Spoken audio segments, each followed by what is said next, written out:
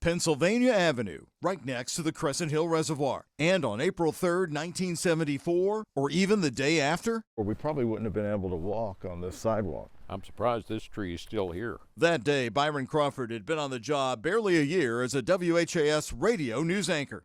I'm surprised how good it looks today.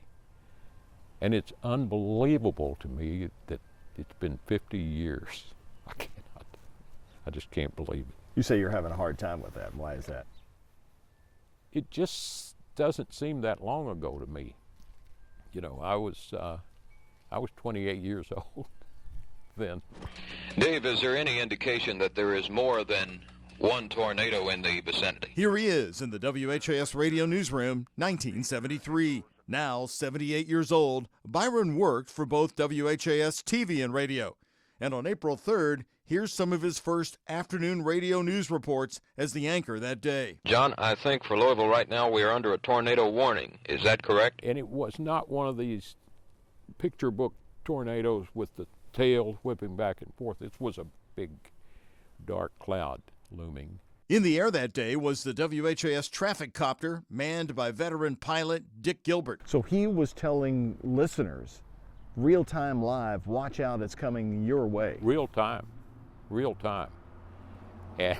He was the live Doppler radar of the time in a helicopter. He was up there watching this thing, and we were listening to it, you know, spellbound. Crawford remembers one live report from Gilbert like it was yesterday. But he said, no, I don't see anything. Yes, he said, there it is.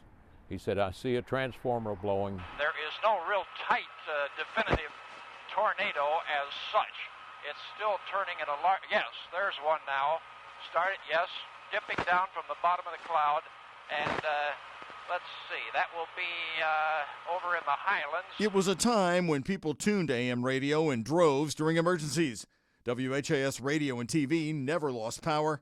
Crawford was on the air reporting for 9 hours. We knew that our main objective was to save people's lives. Think about this. Crescent Hill's not really that big. It's a total of 591 acres. That's just under 1 square mile. On April 3rd, 1974, almost 500 homes and businesses right here alone were damaged or destroyed. WHAS 11 news film shows Garrett's Market on Frankfort Avenue at Stills, badly damaged. We went back and found it today. It's no longer a market, but the building is still there and being used. And then take a look. Here's badly damaged Forest Court in 1973 after the twister cleared Crescent Hill. We went back to Forest Court to match up the photo. Here it is today.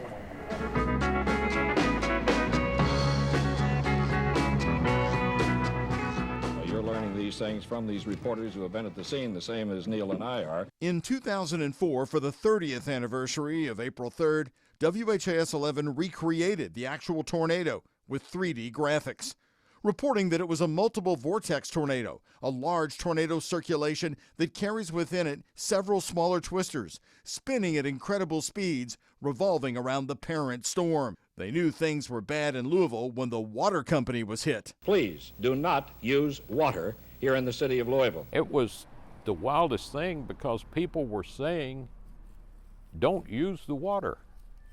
They weren't saying cut back on the water, they were saying don't use water. Channel 11 news anchor Ken Rowland told me in 2008 the water company damage sent a dire message. That must have been unnerving.